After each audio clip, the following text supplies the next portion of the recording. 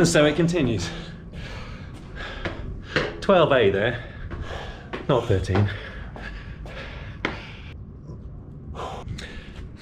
Nice little superset, working antagonistic or opposing muscle groups to ensure a balanced torso. If you're working the front, i.e. the chest, you want to work the back. If you're working the biceps, you want to work the triceps.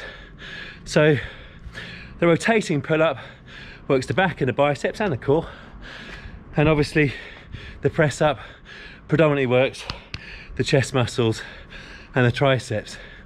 Going to get in 3 sets of these back to back, and then a little bit later I've got a window in my work calendar where I'm going to complete the Champs Elysee course on Zwift. Really looking forward to that. Well, tomorrow I've got a lower body strength training session, and as ever it's going to include a deadlift variant which is going to work the back, the core, the glutes and the hamstrings. Therefore today I don't need to include a second back movement for the upper body strength training. However, I am going to round things off with a standing single arm rotating shoulder press. It's going to work the shoulder complex, the triceps, but also a lot of core. Because it's standing and single arm, you have to really focus on getting loads of air in through the nose and the mouth, down into the core, bracing the abs, squeezing the glutes to create a nice firm foundation into which to execute an explosive upward movement. Here we go.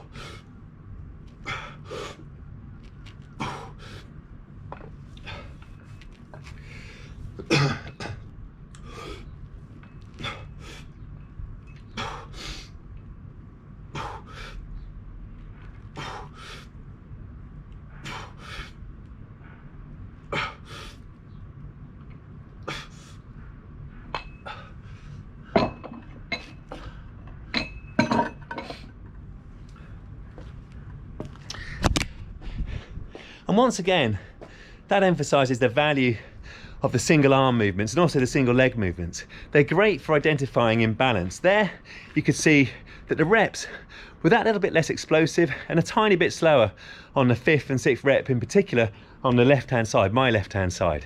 And it's exactly the same with the lower body. The single leg movements help identify imbalance.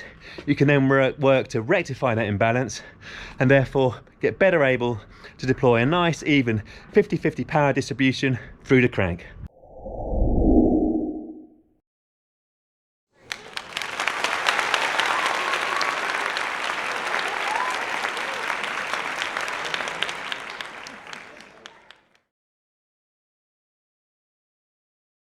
Well, with confidence I can report that the Champs Elysee course is Zwift's crit circuit supreme. And there's something for everybody, including a climb, 1.1 kilometers, average gradient 3%, and obviously the equivalent on the way back down.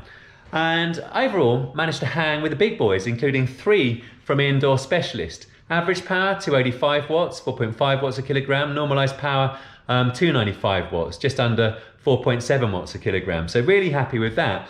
And I was quite suited to the course because it's very similar to the kind of racing I was doing over the winter outdoors, especially at the Hog Hill circuit, where you've got a couple of very steep climbs, one at 45-50 seconds and the other at 20 seconds, where you're going super hard, but then recovering on the descents and at threshold on the flats. And that's where outdoors I was getting kind of normalized power in the 290 to 297 range. So actually felt quite at home there, kept the cadence up high, really appreciated all the support in the live stream. And Agnes, I've got no idea why my avatar's hair changed from grey to brown. I'm going to put it back. And yes, David, I'm going to put socks back on the avatar, and it was very remiss of me not to be riding the Tron. Definitely don't ride the lightweight bike on that course. And Mitch Ware, you're absolutely right. This does deserve a celebration bike racing without mercy style. Obviously, I eschew the champagne, favouring instead the ultimate greens and 650 millilitres of water. Here goes a max effort, full gas chug attempt.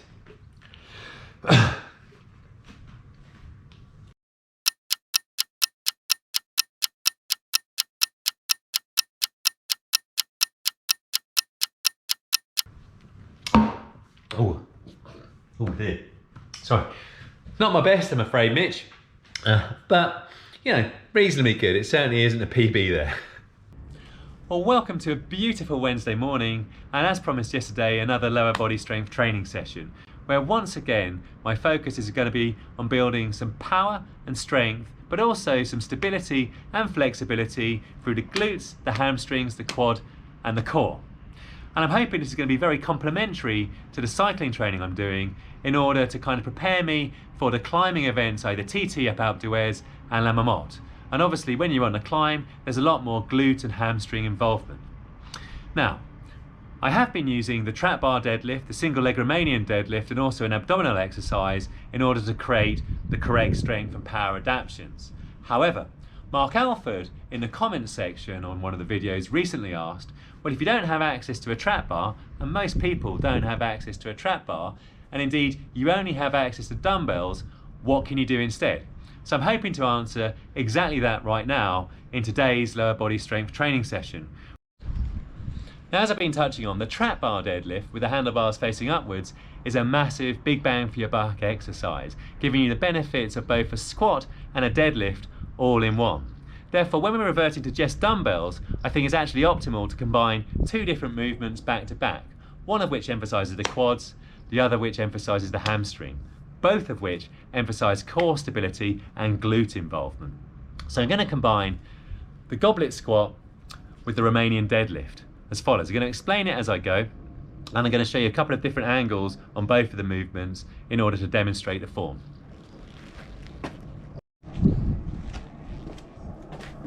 So starting with the goblet squat to emphasise the quad. Feet just a bit wider than shoulder width apart, toes pointing slightly out. Chest up, shoulders retracted, elbows up. Deep breath in through the mouth and nose. Fill the core with air and brace the abs. Then descend, keeping the knees out over the toes. Pause for a count of 2, then squeeze the glutes and the hamstrings and the quads to extend up and push through with the hips. On and through with the hips.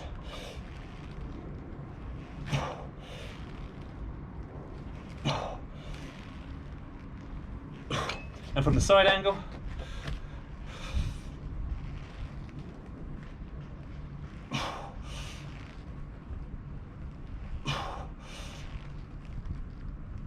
You can really see, trying to keep the chest up and the back straight. And through with the hips. Making sure as soon as the speed slows, we stop the set. So after 20 or 30 seconds rest, straight into the Romanian deadlift. I'm going to start from the side. Feet are narrower, toes slightly out.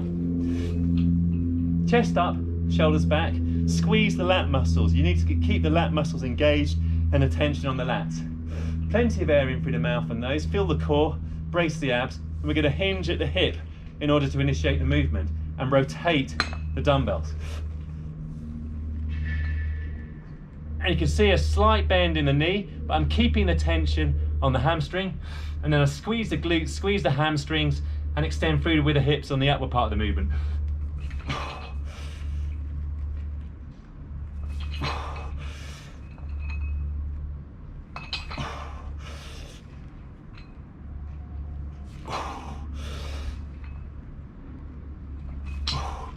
From the front, so you can see the rotation, you can see the narrower stance, that's engaged, and we rotate the wrists, slight bend in the knees, keeping the tension on the hamstring, and then push through with the hips and the glutes and the hamstrings.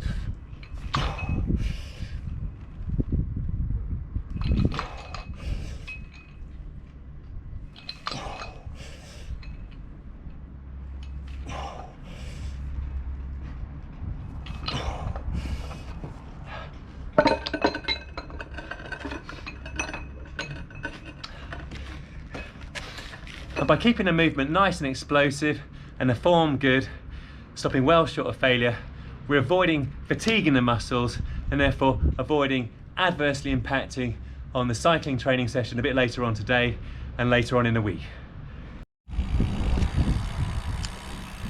We're back at the velo circuit, obviously. and I've just completed a sweet spot training session. 45 minutes, averaging 252 watts, 4 watts a kilogram, 10 minutes recovery, then 30 minutes at 247 watts, about 3.9 watts a kilogram. Boy, did I find it difficult today.